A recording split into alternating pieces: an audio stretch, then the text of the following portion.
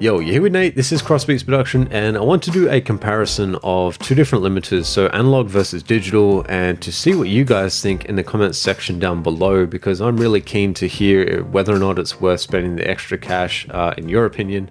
I know what I think, but I'll let you know at the end. But as far as the differences between the two, they're level matched as best as possible, and you'll see that in the meters. In the audio example, I just want you guys to really have a listen to it, see what you think as far as the differences, what they sound like. The other thing visually though that I picked up is on the analog, there is a bit of clipping here, which of course analog gear is capable of doing that quite well, and it sounds very musical. Anyway, let's get to the audio example, and I'll come back with my final thoughts at the end.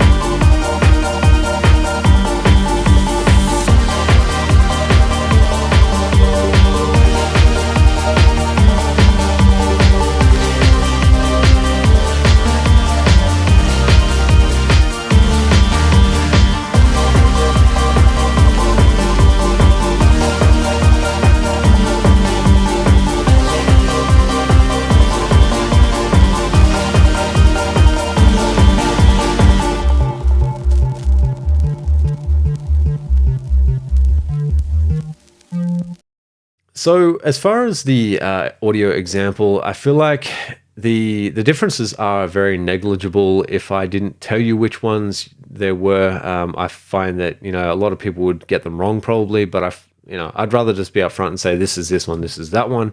But as far as the difference audibly, I feel like the little bit of openness that the analog has is just a little bit more desirable than the digital.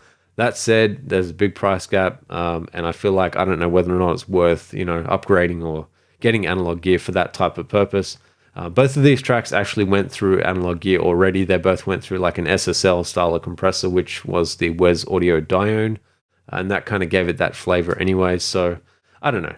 Anyway, let me know in the comment section down below what you think of the differences there, and if you think it's worth it, what limiters you guys use, and just, yeah, anything about mastering on that as well. So catch you on the next one. Peace out.